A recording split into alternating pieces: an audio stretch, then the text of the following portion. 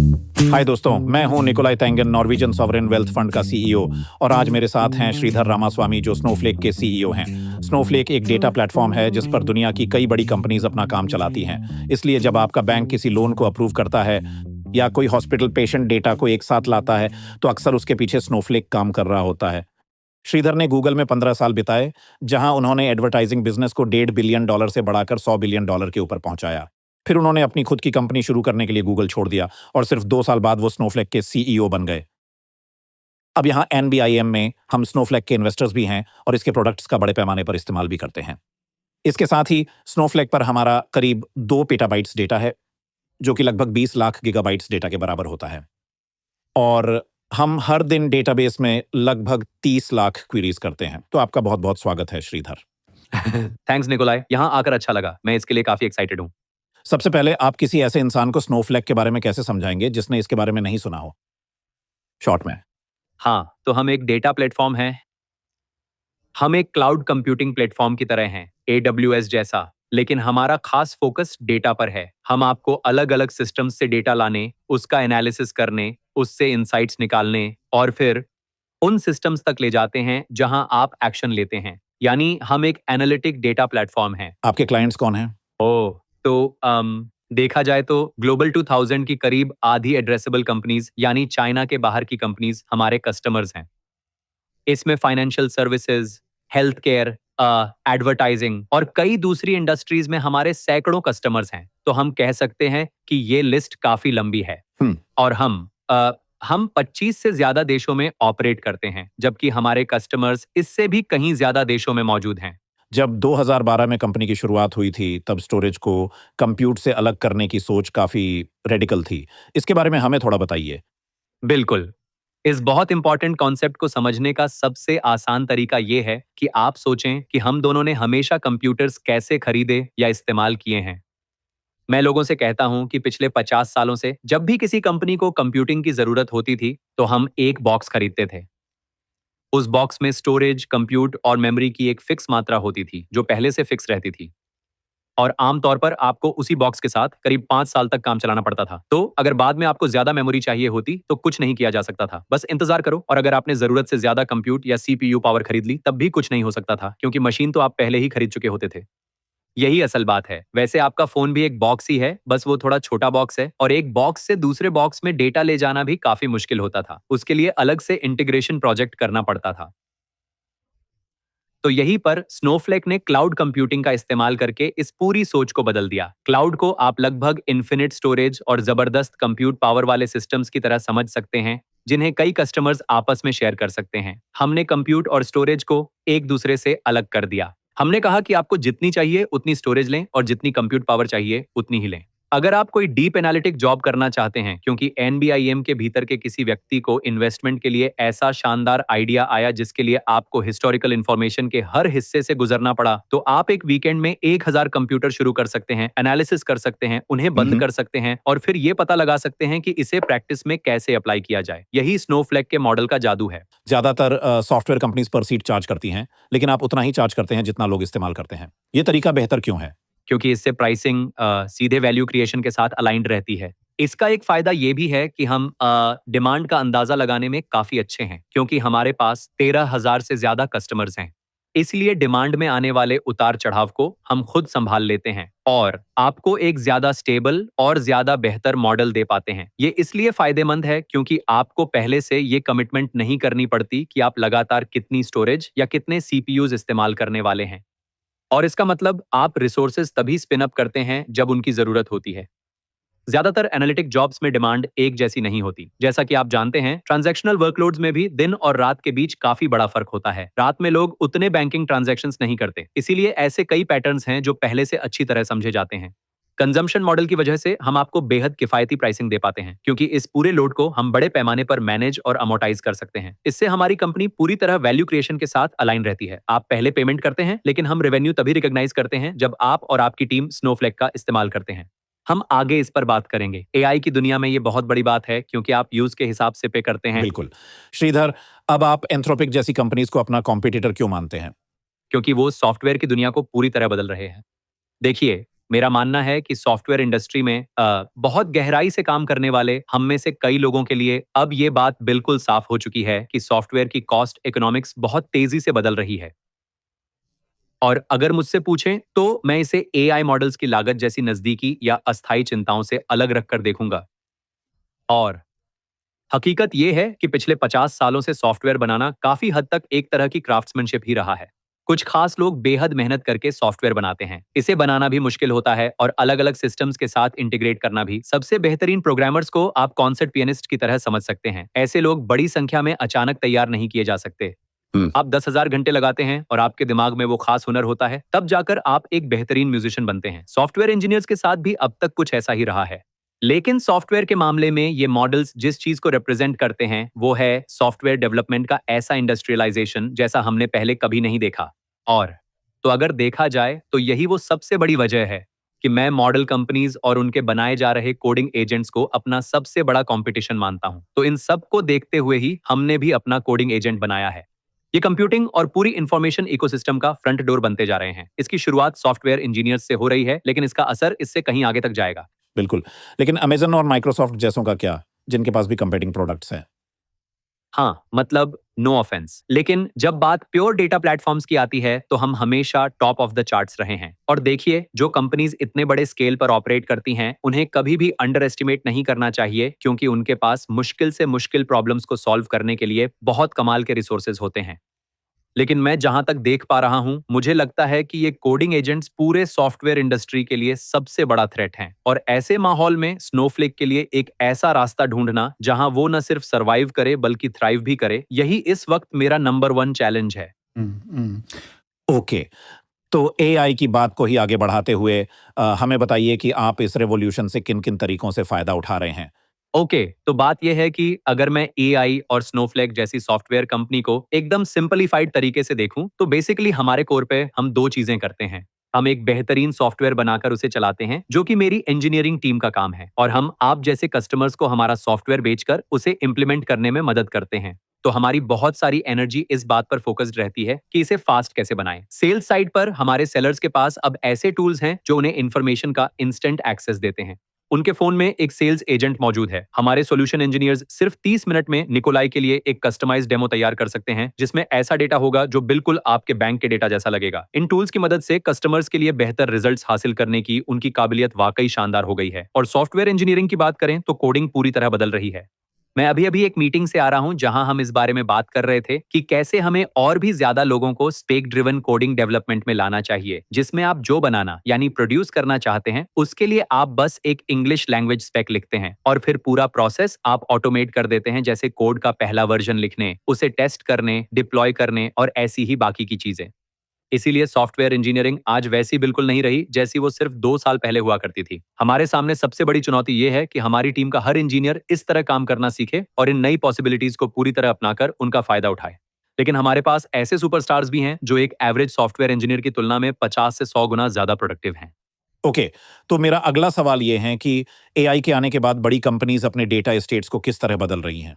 2 चीजें हैं। सबसे पहले एआई आपके डेटा को कहीं ज्यादा एक्सेसिबल बना देता है। स्नोफ्लेक इंटेलिजेंस यही काम करता है। ये आपके डेटा के लिए एक तरह का एजेंटिक इंटरफेस है, जहां आप सीधे पूछ सकते हैं, मेरे सबसे बड़े इन्वेस्टमेंट्स कैसा परफॉर्म कर रहे हैं?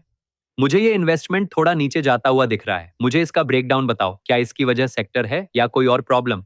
ऐसे तमाम सवाल जिनके जवाब के लिए पहले एनालिस्ट्स की मदद लेनी पड़ती थी, अब आपकी उंगलियों पर हैं। और इसका सीधा मतलब ये भी है कि डेटा के इस फास्ट प्रोग्रामेबल एक्सेस की वजह से आने वाले फ्यूचर में काम करने का पूरा तरीका भी बहुत ही ड्रामेटिकली बदल जाने वाला है।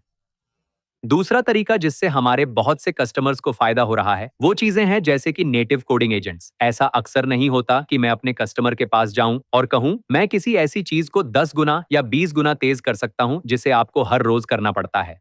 यही काम हम अपनी इंटरनल टीम्स के साथ कर रहे हैं और यही वैल्यू हम अपने कस्टमर्स तक भी पहुंचाते हैं। इसीलिए किसी कंपनी के भीतर डेटा बनाने वाले हों या उसका इस्तेमाल करने वाले, दोनों को एआई की वजह से जबरदस्त फायदे मिल रहे हैं। अब हमारे पास एमसीपी नाम की एक चीज़ है, जो हमें आप लोगों से कनेक्ट करती है। क्या आप शॉर्ट में हमारी ऑडियंस को बता सकते हैं कि एमसीपी आखिर होता क्या है? हाँ, मोटे तौर पर इसे ऐसे समझिए। एमसीपी का मतलब है मॉडल कंट्रोल प्रोटोकॉल। ये बस एक तरीका है जिसकी मदद से कोई लैंग्वेज मॉडल या कोडिंग एजेंट किसी डेटा सोर्स से बात कर सकता है और उससे जानकारी ले सकता है। और हम चाहते हैं कि हमारे कस्टमर्स स्नोफ्लेक इंटेलिजेंस जैसे प्रोडक्ट्स इस्तेमाल करें जो डेटा को सीधे और आसानी से उपलब्ध कराते हैं। साथ ही हमारा फोकस इंटरऑपरेबिलिटी पर भी है, यानी उन टूल्स के साथ भी काम करना जो पहले से आपके पास हैं। इसलिए स्नोफ्लेक में बनाया गया हर एजेंट किसी भी एक्सटर्नल फ्रंट एंड या इंटरफेस से रिमोटली एक्सेस किया जा सकता है जिसे आप इस्तेमाल करते हैं। यही एमसीपी का काम है। ये एक इंटरऑपरेबिलिटी लेयर है। ये एजेंट्स आपके काम को कैसे बदलेंगे? ये एक बड़ा सवाल है और मुझे लगता है कि एजेंट्स शब्द को भी अक्सर लोग पूरी तरह सही तरीके से नहीं समझते। एजेंट्स को ऐसे समझना चाहिए कि ये एक मॉडल और कुछ कोड का मेल होते हैं जिनके पास नीचे कई तरह के टूल्स का एक्सेस होता है और ये स्मार्टली जानते हैं कि किस टूल को कब और कैसे इस्तेमाल करना है। फॉर एग्जाम्पल, अगर आप उससे कहें write a little program for me, तो उसे पता होता है कि फाइल कैसे बनानी है, उसमें कोड कैसे लिखना है और फिर उस कोड को चलाने के लिए किसी लोकल टूल या सिस्टम को कैसे कॉल करना है। लेकिन ये तब भी काम करता है जब आप पूछते हैं मेरा पोर्टफोलियो कैसा परफॉर्म कर रहा है। एजेंट जानता है कि पोर्टफोलियो टूल को कैसे कॉल करना है, उस डेटा का एनालिसिस कैसे करना है और फिर उसका नतीजा आपको कैसे बताना है। और इसलिए एजेंट्स हर लेवल पर काम को बदल रहे हैं। भले ही आप ज्यादातर कोडिंग एजेंट्स जैसी चीजों के बारे में सुनते हैं, लेकिन इसका जनरल कॉन्सेप्ट बहुत पावरफुल है। ये कोडिंग एजेंट्स असल में एक तरह के एब्स्ट्रैक्शन एजेंट्स हैं। इसलिए जो व्यक्ति कभी कोड की एक भी लाइन नहीं लिखना चाहता, उसे भी इससे जबरदस्त फायदा मिलने वाला है। उसे अपने सभी डॉक्यूमेंट्स का एक्सेस मिलेगा, स्नोफ्लेक में मौजूद स्ट्रक्चर्ड डेटा तक एक्सेस मिलेगा और वो इन सब का इस्तेमाल बेहद आसान तरीके से कर पाएगा। फॉर एग्जाम्पल, अगर मैं आपको स्नोफ्लेक इंटेलिजेंस दूं जिसे आपके डेटा का एक्सेस हो, तो आप डेटा से जुड़ा कोई भी सवाल पूछें, एजेंट उसके लिए एक प्लान बना सकता है और उसे एग्जीक्यूट करने में आपकी मदद कर सकता है। इसी वजह से क्लाउड कोवर्क या स्नोवर्क जैसी चीजों को लेकर इतनी एक्साइटमेंट है, क्योंकि ये लोगों के काम करने और काम के बारे में सोचने के तरीके को बदल रही हैं। सब कुछ प्रोग्रामेबल है और सब कुछ इंटरकनेक्टेड भी है। अगर किसी एनालिसिस के आधार पर आपको ईमेल भेजनी हो तो कॉपी पेस्ट करने की जरूरत नहीं है। बस अपने एजेंट से कहो ये ईमेल स्टीफन को भेज दो और ईमेल चली जाएगी। बिल्कुल।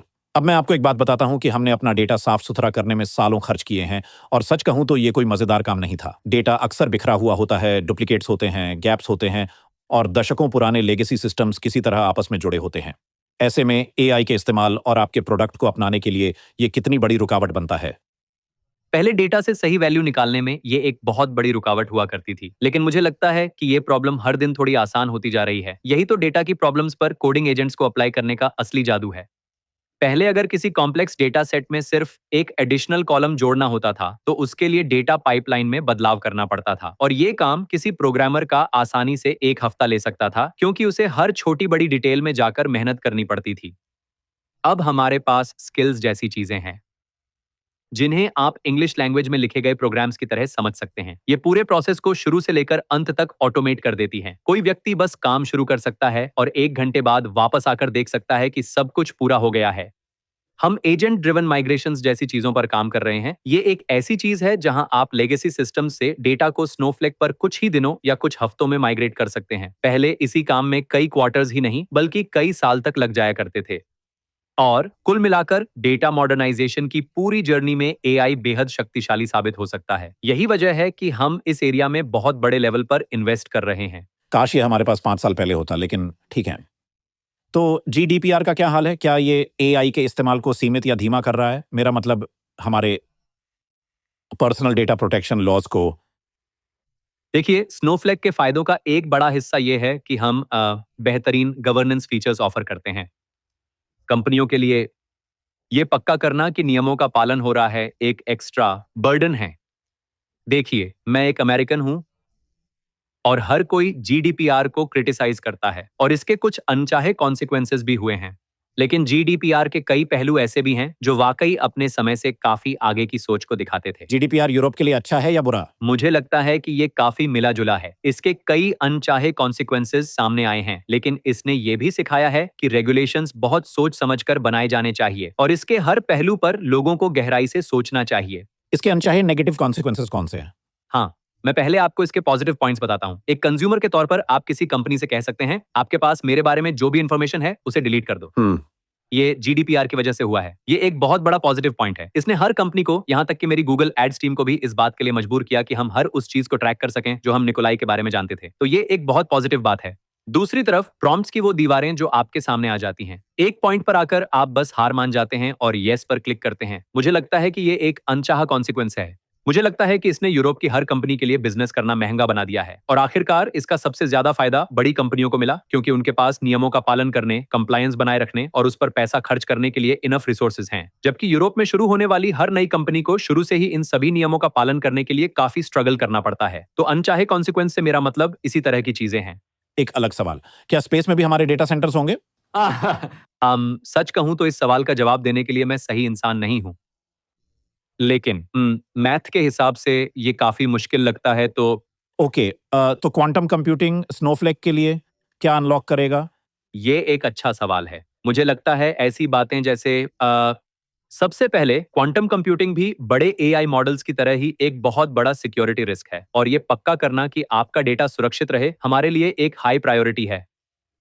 ये ऑप्टिमाइजेशन और सर्च जैसी चीजों को देखने के बिल्कुल नए और अलग तरीके सामने लाने का वादा करता है और हमें कॉन्फिडेंस है कि हम इन नई तकनीकों और तरीकों का अच्छी तरह से फायदा उठा पाएंगे। मुझे लगता है कि क्वांटम कंप्यूटिंग की दुनिया में भी कोर इंफ्रास्ट्रक्चर की अहमियत बनी रहेगी। क्या हम आपके शुरुआती दिनों के बारे में थोड़ा बात कर सकते हैं? आप अभी भी काफ़ी यंग हैं, लेकिन जब आप और भी यंग थे, तब गूगल छोड़ने के बाद आपने नीवा शुरू की थी। उस असफलता से आपने क्या सीखा? हाँ, तो मेरा मतलब है, मेरे अंदर एक ऐसा हिस्सा है जो उस दुनिया को लेकर बहुत आइडियलिस्टिक और बहुत रोमांटिक है जिसे मैं देखना चाहता हूँ। मैं इसे एक पॉजिटिव चीज मानता हूँ। हाँ, और नीवा की शुरुआत इस सच्चे विश्वास के साथ हुई थी कि एक बेहतर सर्च इंजन बनाना न सिर्फ लोगों के लिए अच्छा होगा बल्कि एक शानदार बिजनेस भी साबित होगा। और जो मुश्किल सबक आप सीखते हैं उनमें से एक ये है कि खासकर कंज्यूमर प्रोडक्ट्स तब तक अपनाए नहीं जाते जब तक वे मौजूदा ऑप्शन से कहीं ज्यादा बेहतर एक्सपीरियंस न दें। एक लेवल पर मैं जानता था कि सर्च बेहतर हो सकता है, लेकिन मेरे पास कोई कॉन्क्रीट प्लान नहीं था कि सर्च और इंफॉर्मेशन के बारे में मेरा नजरिया 10 गुना या 100 गुना बेहतर कैसे हो सकता है। आखिरकार उसी से ये फेल हुआ, क्योंकि हमने एक सर्च इंजन बनाया जो थोड़ा बेहतर था और जिसकी प्राइवेसी भी थोड़ी बेहतर थी। बेशक आप मुश्किल तरीके से सीखते हैं कि प्राइवेसी भी एक्सरसाइज की तरह ही है जिसके बारे में हमें बातें करना तो पसंद है, लेकिन असलियत में हम उसे प्रैक्टिस नहीं हुँ, करते। और पता है, वो मुश्किल सबक जरूर थे, लेकिन हमारी टीम में कमाल के लोग थे। हमने एक बेहतरीन टेक्नोलॉजी बनाई और आखिरकार वो आगे चलकर स्नोफ्लेक में एआई की बुनियाद बनी। तो उस चीज से कुछ बहुत ही शानदार निकल कर आया। हाँ। मुझे ये बात बहुत पसंद है कि यूएस में इस तरह की चीज़ें एक सीखने का ज़रिया या लर्निंग एक्सपीरियंसेस बनती हैं। यूरोप में उन्हें इस तरह से नहीं देखा जाता, है ना? तो बहुत बढ़िया। इसके बाद आप स्नोफ्लेक में गए। तो आपको सीईओ बनाया गया। शेयर प्राइस को ये बात कुछ ख़ास पसंद नहीं आई। आपने इसे कैसे मुझे स्नोफ्लेक के शुरुआती दिनों के बारे में बताइए? हाँ, मेरा मानना है कि मैं स्नोफ्लेक का सीईओ एक ऐसे मुश्किल टाइम पर और एक बेहद क्रिटिकल सिचुएशन में बना जब कंपनी की ग्रोथ सच में धीमी पड़ने लगी थी। दरअसल जिस दिन मैं सीईओ बना उसी दिन हमने आने वाले साल के लिए अपना गाइडेंस मार्केट कंसेंसस से पूरे 5 परसेंटेज पॉइंट्स कम रखा था। यही चीज मार्केट में हुई भारी गिरावट की असली वजह थी। हुँ, बेशक इस बात से भी मदद नहीं मिलती कि एक ऐसा अनजान आदमी जिसने पहले कभी सीईओ का रोल नहीं निभाया था, वो लेजेंडरी फ्रैंक स्लूटमैन की जगह ले रहा था। हुँ। मेरे हिसाब से ऐसे मुश्किल हालातों का सामना करना और उनसे उभरना ही महानता की पहचान है। इसलिए हम बस सीधे अपने काम में जुट गए। मुझे कंपनी पर पूरा भरोसा था। इस बात से भी मदद मिली कि मैं पिछले 6 महीने से इसी कंपनी में था और फिर हमने दोबारा शानदार प्रोडक्ट्स बनाने पर फोकस करना शुरू कर दिया। आखिरकार उसी चीज से फर्क पड़ता है। लोग बहुत सी बातों पर चर्चा करते हैं, लेकिन आखिरकार अगर आप सॉफ्टवेयर बिजनेस में हैं तो सवाल यही होता है कि क्या आप ऐसे प्रोडक्ट्स बना रहे हो जिन्हें लोग सचमुच पसंद करते हैं। हुँ। और वैल्यू क्रिएट करने का यही इकलौता फोकस हमें आगे बढ़ाता रहा है। इसी सोच से हमने कॉर्टेक्स कोड जैसे प्रोडक्ट्स बनाए हैं। थोड़ा सा सर्च करने पर आपको खुद दिख जाएगा कि इस प्रोडक्ट को लेकर लोगों में कितनी एक्साइटमेंट और कितना प्यार है। हर सॉफ्टवेयर इंजीनियर का यही सपना होता है कि वो ऐसा प्रोडक्ट बनाए जिसे लोग पसंद करें और यही चीज कंपनी के लिए असली वैल्यू बनाती है। सॉफ्टवेयर इंजीनियर्स में कौन-सी चीज़ कॉमन है? मैं कहूंगा कि एआई से पहले के टाइम में सॉफ्टवेयर इंजीनियरिंग का मतलब था किसी समस्या को हल करने के लिए ऊंचे स्तर पर सोचने की काबिलियत और साथ ही डिटेल्स पर लगभग पैशनेट लेवल तक ध्यान देकर उन्हें सही तरीके से अप्लाई करने की असली काबिलियत।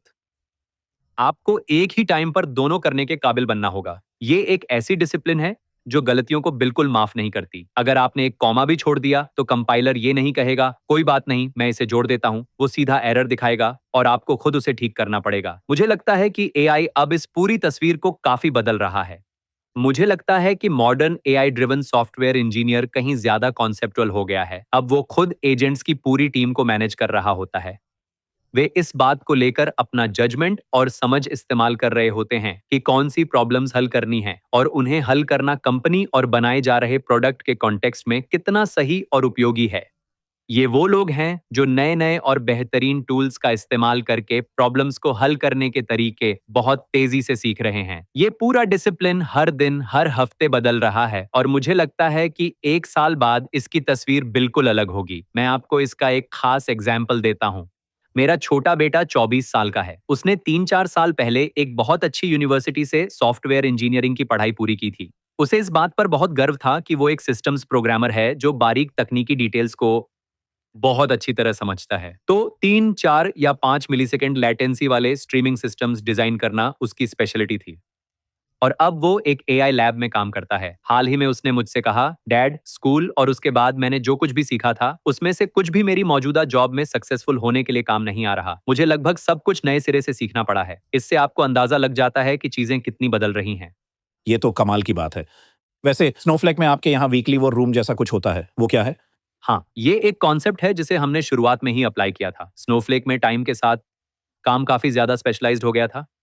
मेरा मतलब किसी प्रोडक्ट के बनने से लेकर और इस्तेमाल होने के बीच जो भी स्टेप्स आते हैं पहुंचने में आपके जैसे कस्टमर तक, उनमें से हर एक अपने आप में एक अलग और बेहद स्पेशलाइज्ड डिसिप्लिन बन चुका था। यानी आपके पास सॉफ्टवेयर इंजीनियर्स होते हैं, प्रोडक्ट मैनेजर्स होते हैं, डिजाइनर्स होते हैं, प्रोडक्ट मार्केटिंग मैनेजर्स होते हैं, टेक्निकल प्रोग्राम मैनेजर्स होते हैं और ये पूरा स्टैक लगातार बढ़ते ही जाता है। ये सब तब तक ठीक चलता है जब आपके पास एक परफेक्ट प्रोडक्ट है और आपका टारगेट उसे हर स्केल पर ऑप्टिमाइज करके लोगों तक ये सॉफ्टवेयर पहुंचाना है। लेकिन ये तब काम नहीं आता जब चीजें तेजी से बदल रही हों और आपको कोई नया प्रोडक्ट बनाना हो। ऐसे में आपको प्रोडक्ट बनाने वालों और उसे इस्तेमाल करने वालों के बीच एक टाइट फीडबैक लूप की जरूरत होती है। हमें आपकी टीम से हर दिन हर हफ्ते लगातार बात करनी होती है। हमें स्लैक चैनल्स पर मौजूद रहना पड़ता है क्योंकि हमें लगातार चीजों को समझना और सुलझाना होता है। सच कहूं तो वॉर रूम्स का मकसद यही था। उन्होंने किसी नए एरिया के लिए जिम्मेदार सभी लोगों को एक ही जगह पर ला दिया। मैं खुद भी उनमें हिस्सा लेता था और हम डिस्कस करते कि इस हफ्ते हमने कितनी प्रोग्रेस की। ये कम्युनिकेशन को तेज बनाने का एक तरीका था। जैसा कि आप जानते हैं, मैनेजमेंट में आप या तो हॉरिजॉन्टल तरीके से ऑर्गेनाइज हो सकते हैं या वर्टिकल तरीके से। दोनों के अपने फायदे और नुकसान होते हैं।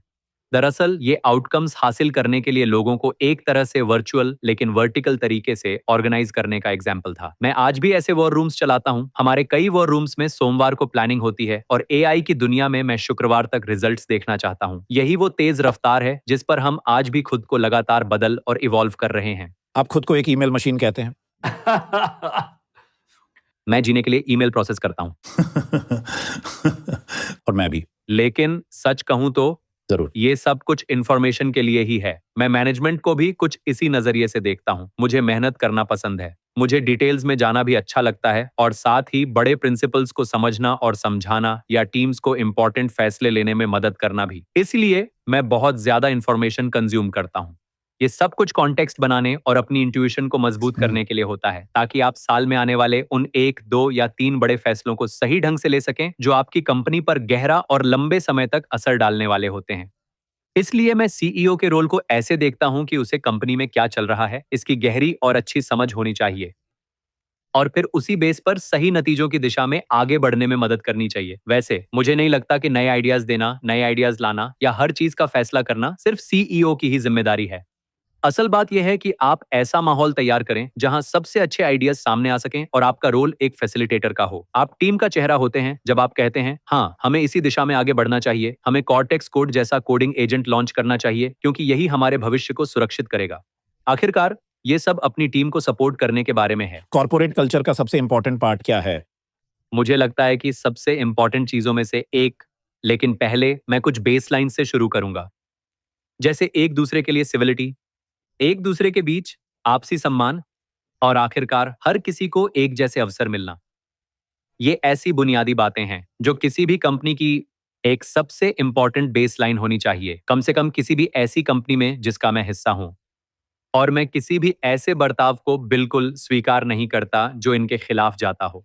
कंपनी के अंदर किसी भी व्यक्ति की ओर से चिल्लाना, चिल्लाकर बात करना या अपमानजनक बर्ताव करना मैं बिल्कुल बर्दाश्त नहीं करता। ऐसा बर्ताव किसी के लिए भी एक्सेप्टेबल नहीं है। और मुझे लगता है कि इस तरह का कल्चर सेट करना बेहद जरूरी है। और इसके अलावा जिस बात पर मैं सबसे ज्यादा जोर देता हूं वो है एक ऐसा ओपन कल्चर जहां चीजों को उनकी मेरिट के आधार पर परखा जाए, जहां लोगों को मुझे या किसी और को भी गलत ठहराने या कॉन्ट्राडिक्ट करने से पहले सोचना ना पड़े, जहां हम चीजों पर खुलकर डिबेट करते हैं, जहां हम सब साथ आते हैं और जहां हम मिलकर बहुत ही तेजी से उन फैसलों तक पहुंचते हैं जो ये तय करते हैं कि हमें कहां जाना है, ताकि हम एक टीम के रूप में मिलकर उन्हें एग्जीक्यूट कर सकें।